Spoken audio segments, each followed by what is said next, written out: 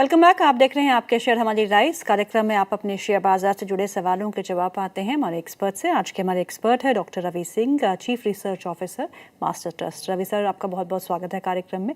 And you are late by 8 minutes, but हमारे viewers जो है आपका इंतजार करते करते थक गए हैं। नमस्ते मैम, और क्षमा चाहूँगा बिल्कुल, क्योंकि थोड़ा सा अनसर्टेन ट्रैफिक में फंस गया था। लेकिन जी, बट आप समझती हैं कि जब मार्केट ऐसी हो और दिल भी मिले हो तो फिर खुद भी थोड़ी बेचैनी बढ़ जाती है। तो बहुत करेक्ट। बहुत बहुत क्षमा चाहूँगा नहीं, दर्शकों से। That's okay sir. मुझे पता है दिल्ली का traffic is like that. Market में एक अच्छा बाउंस बैक है रवि सर, और जिस दुविधा और जिस करेक्शन से हम गुजरे हैं पिछले एक सवा हफ्ते में, उसको देखते हुए आज की रिकवरी को आप कैसे देख रहे हैं कि is it the recovery that's going to stay now, एक बॉटम बन चुका है, या फिर आपको लगता है कि अभी भी अनिश्चितता के बीच में हमको कॉशियसली इस बाजार को अप्रोच करना चाहिए?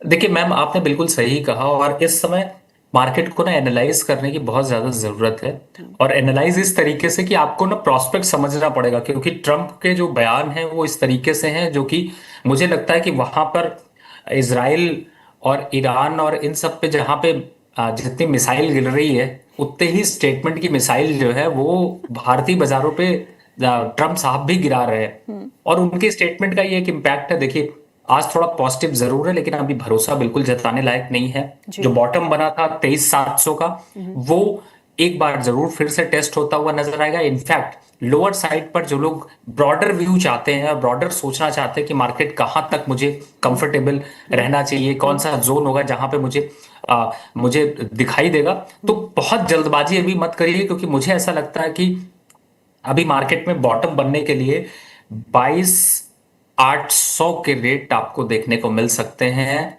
और ये एक डिप अब धीरे धीरे करके बनता हुआ नजर आएगा। तो ब्रॉडर व्यू में मैं बात कर रहा हूं, ये नहीं कह रहा कि इमीडिएटली हम्म, आज आ जाएगा, लेकिन एक आप अपना रिस्क रिवॉर्ड जो फाइंड आउट करना चाहते हैं उसको अगर देखें तो 22,800 का एक लेवल आपको यहां पर जरूर ध्यान रखना चाहिए। अब आते हैं, आप कहेंगे सर आज तो 24,200 चल रहा है। हाँ। देखिए, ये अभी 24,200 से बढ़ के एक बार 24,300 तक जा सकता है, लेकिन उसके बाद फिर से मार्केट फिसलना शुरू हो जाएगा।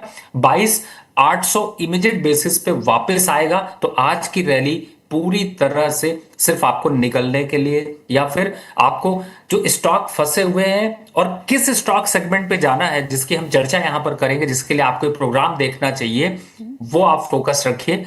आपको अपने पोर्टफोलियो को रिसफल तो करना ही पड़ेगा, ऑप्शन आपके पास है नहीं। एग्जांपल भी एक दे देता हूं, मैं थोड़ा एक मिनट और ले लेता हूं। हम्म, जैसे कि आज मैं आपको एनालिसिस जो मैंने अभी करी है उसको बताता हूं। तो मैंने कई स्टॉक्स फार्मा सेक्टर से ही कंपैरिजन स्टडी एक निकाली है, जिसपे कि हमने ऑरो फार्मा हम्म, और मार्क्सन फार्मा, वॉक फार्मा, इन सब की कंपैरेटिव स्टडी करने के बाद ये निकाला कि यहाँ पर ऑरो फार्मा ज्यादा स्ट्रांग है कंपेयर टू वॉक फार्मा, या फिर ओके। कंपेयर टू लूपिन, या फिर कंपेयर टू सिप्ला। इसी के साथ ऑरो फार्मा अगर आप चूज नहीं करते तो आपको दूसरा कौन सा चूज करना चाहिए, हम्म, आपको ग्लेन मार्क यहाँ पर ऐड करना चाहिए। तो ओके। यानी कि तीन स्टॉक के कंपैरिजन में अगर उनमें आपका पोर्टफोलियो यहां पर है तो आप उसकी जगह पे ऑरो फार्मा पे स्विच कर लीजिए या फिर ग्लेनमार्क में स्विच कर लीजिए। ऑब्वियसली है कि वहां पर हो सकता है आपको या प्रॉफिट हो रहा है या नुकसान हो रहा हो, लेकिन इनमें नुकसान की प्रोबेबिलिटी और इनमें डाउनफॉल की प्रोबेबिलिटी थोड़ी कम है। हम्म। रवि सर, आपने 22,800 का आंकड़ा कहा या फिर 23,800? क्योंकि अभी नहीं, हम। मैंने 22,800 का ही आंकड़ा बोला है। ओके। और मैंने जब ब्रॉडर पिक्चर बनाते हैं तो आपको ये पता होना चाहिए कि मैक्सिमम जो डिप या मेरा जो रिस्क कैपेसिटी है हम्म, वो क्या होगा। क्योंकि आज के समय में लोग यही फाइंड आउट कर, क्योंकि होता क्या है, हम आपको एक लेवल देते हैं कि चलिए 23,700 का एक सपोर्ट होगा, हम्म, फिर 23,500 आ जाएगा, फिर हम कहेंगे अब 23,200 का लगा लीजिए, अच्छा, फिर ओके। आपसे कहेंगे 23,000 का लगा लीजिए। तो अगर अभी के जो सिनेरियो उसको अगर पूरा फाइंड आउट करने की कोशिश करें हम्म, तो 22,800 is the decision maker. Okay. क्यों आपको ये कह रहा हूं, इसलिए कह रहा हूं क्योंकि उससे पहले जल्दबाजी में कूद कूद कर एवरेज करने की भी गलती नहीं करिए। करेक्ट। क्योंकि होता क्या है, तब तक जब वो लेवल आएंगे आपके स्टॉप लॉस ट्रिगर हो जाएंगे और आप वैसे ही मार्केट से बाहर हो जाएंगे। तो should be take care, strategic बनाकर चलिए। और इस समय सबसे ज्यादा, मैम जो आज आपने व्हाइट पहना है वो यही बता रहा है कि धैर्य रखिए, प्लीज। संभल कर चलिए, एवरेज करने की गलती मत करिए। सफेद झंडा दिखा दीजिए कि मैं तो एकदम हार चुका हूं, लेकिन अपनी तैयारी फिर करिए। जी, चलिए अब सवाल जवाब का सिलसिला शुरू करते हैं। बहुत पेशेंटली हमारे व्यूअर्स इंतजार कर रहे हैं। पहला सवाल जो है वो रवि कुमार जी का ही है आपके लिए। रवि सर, मैं आपका बहुत बड़ा फैन हूँ। 1 लाख रुपए है मेरे पास, मुझे 120 के रेंज का कोई स्टॉक बता दीजिए, यानी कि 120 रुपीस के रेंज के आसपास का कोई स्टॉक बता दीजिए जो मैं 2 साल के लिए होल्ड कर सकूं। देखिए 120 के लिए तो वैसे तो मैम इस समय बहुत से स्टॉक आपको नजर आ रहे होंगे। सिंपल पहला स्टॉक अगर मैं देखता हूं तो मुझे बैंक ऑफ महाराष्ट्र ही यहाँ पर नजर आता है, जो 70 रुपए, 65, 70 रुपए और 80 रुपए के बीच में कंसोलिडेट कर रहा है, और 2 साल के हिसाब से देखें तो 120 रुपए तक के लेवल्स यहाँ पर देखने को मिल सकते हैं। तो आप 120 की तुलना कर रहे थे, मैं आपको 100 रुपए का बता रहा हूँ। दूसरा 120 के अंदर में अगर आप 120 के भाव के बराबर चाहते हैं तो JK bank, Jammu and Kashmir bank 118-17 रुपए चल रहा है, ओके। बाय करके रख सकते हैं। 135 रुपए तक के टारगेट यहाँ पर मिल सकते हैं, जिनमें कि एक अच्छा मोमेंटम आपको यहाँ पे देखने को मिल सकता है। थोड़ा सा और अगर ऊपर देखना चाहते हैं तो फिर मैं और बता सकता हूं। तो बिल्कुल सही है, आप चूज कर लीजिए और उसके हिसाब से स्टॉक को सर्च करें तो ज्यादा अच्छा है। ओके, अगला सवाल ले लेते हैं। अगला सवाल है विजय जी का। वो पूछते हैं कि E2E है उनके पास, 2598 पर लिया है, और गेल है उनके पास जो 190 पर लिया है। 6 महीने का व्यू रखते हैं, दोनों में क्या करेंगे? देखिए 6 महीने का व्यू है तो मेरे हिसाब से आप इन दोनों को पड़े रहने दीजिए। इन दोनों में बहुत कुछ छेड़छाड़, बहुत कुछ करने की जरूरत नहीं। E2E चल रहा है 2400 रुपए के पास, और स्टॉक थोड़ा कंसोलिडेट करेगा, लोअर साइड पे हो सकता है 2250, 2220 आ जाए। अगर आ जाए तो एवरेज करने का मौका मिलेगा, लेकिन ओके। टारगेट 2800 के यहाँ पर साफ साफ नजर आ रहे हैं। तो लॉन्ग टर्म के हिसाब से होल्ड करके रखिए। जिस हिसाब से अभी क्रूड ऑयल वॉर और ये सारी चीजें चल रही है, उसकी वजह से गेल में एक थोड़ा सेलिंग प्रेशर दिख रहा है, लेकिन बट मुझे ऐसा लगता है कि 149, 150 के रेट अगर मुझे आगे 3 साल का कंपैरिजन करना हो तो बेस्ट लेवल है। वर्स्ट लेवल भी देखता हूं तो यही है। तो मुझे लगता है कुछ नहीं मिलेगा तो डिविडेंड मिल जाएगा। तो मैं यहां पर इन दोनों को होल्ड करने की राय दूंगा। ओके, विनीता गुप्ता जी का सवाल है। वो पूछते हैं वोल्टास और आरआर केबल्स, इन दोनों ही स्टॉक्स पे अब क्या करना चाहिए?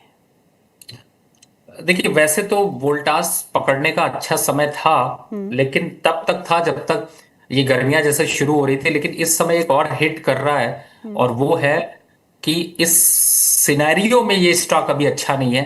Wait for the 12, 20, 25 level, 1250 levels. 200 okay. रुपए का करेक्शन और देखने को मिल सकता है। दोनों ही स्टॉक पे अभी रुकने की, ठहरने की, और मैंने जैसे पहले ही आपको बता दिया था, अभी व्हाइट झंडा फहरा दीजिए, स्ट्रैटेजी बनाइए, वेट करिए, डिप पे डिप आएगा खरीदे। चलिए अगला सवाल ले लेते हैं। अगला सवाल है नम्रता हिंदुजा का। वो पूछते हैं कि उनके पास इन्फोबीम के 200 शेयर है जो उन्होंने 204 के बाइंग प्राइस पे खरीदे हैं। एवरेज कब कर सकते हैं और टारगेट भी बता दीजिएगा। इन्फीबीम होगा, इन्फोबीम, हाँ मैं वही, इन्फी। इन्फीबीम होगा स्टॉक। देखिए इन्फीबीम में फिलहाल तो आप जो एवरेज करने की बात कर रहे हैं वो एवरेज करना भी नहीं बनता, छूना भी नहीं बनता, दूर रहना बनता है। और अभी मैम ने बड़ा सही स्टॉक पूछा था, 120 का स्टॉक बता दीजिए। तो जे एंड के बैंक 118 रुपए बेटर है। रास्ता बदल ले, दूसरे दूसरी सवारी ले ले, इसका टायर पंचर हो चुका है, तो फिर ज्यादा अच्छा है कि डेस्टिनेशन पर पहुंचना तो है, तो फिर व्हीकल बदल लिया जाए। स्टॉक का नाम इन्फोबीम ही है, जो इनके पास है। 204 का है, 141 के स्तर पे है। इसके बारे में बता दीजिए।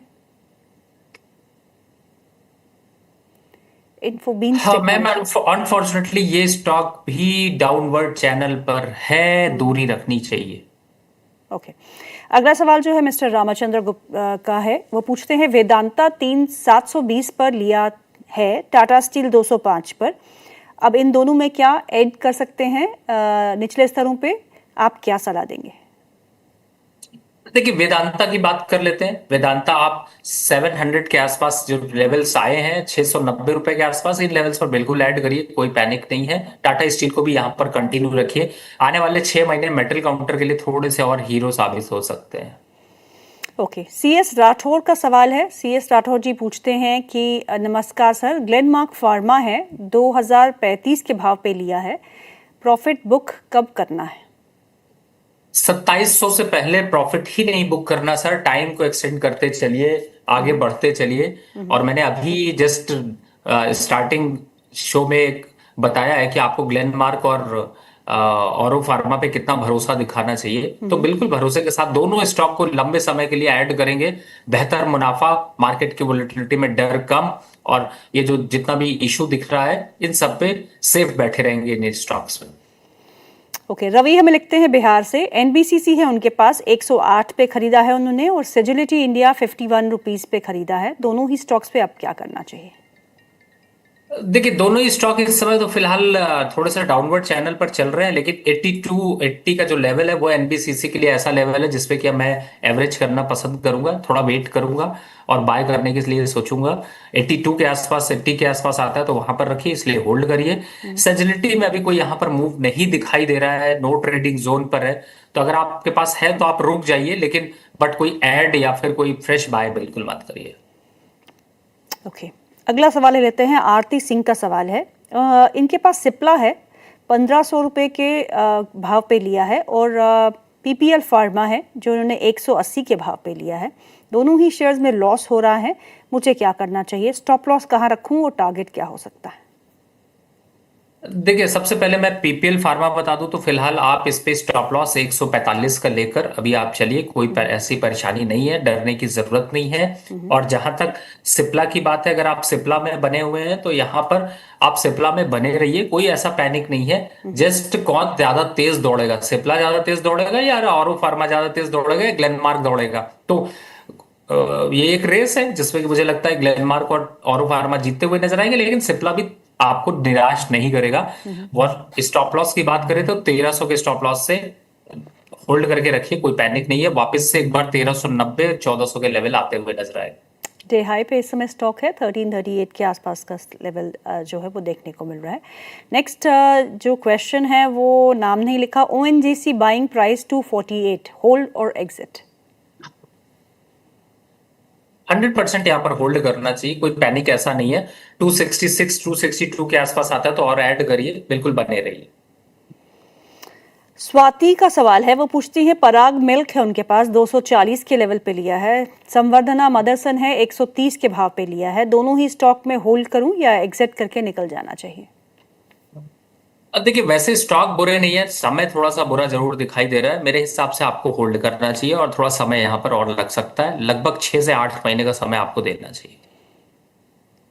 ओके, अनुज सिंह का सवाल है, वो पूछते हैं नेट वेब टेक्नोलॉजीज के बारे में। 1722 की रेट पर 100 शेयर है उनके पास।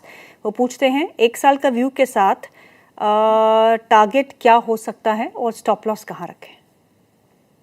देखिए, नेटवर्क टेक्नोलॉजीज को अगर देखें तो इस समय 3200 चल रहा है, लोअर साइड पे स्टॉप लॉस 2900, और टारगेट की बात करें तो 3500 के आसपास बनते हैं, लेकिन बहुत अधिक क्वांटिटी से ट्रेड मत करिए। बहुत अग्रेसिव स्टॉक नहीं दिखाई देता, थोड़ा सा स्लो मूविंग स्टॉक यहाँ पर ये बन के रहेगा अगले 6 महीने। ओके, अब ये नाम नहीं पता मुझे, सम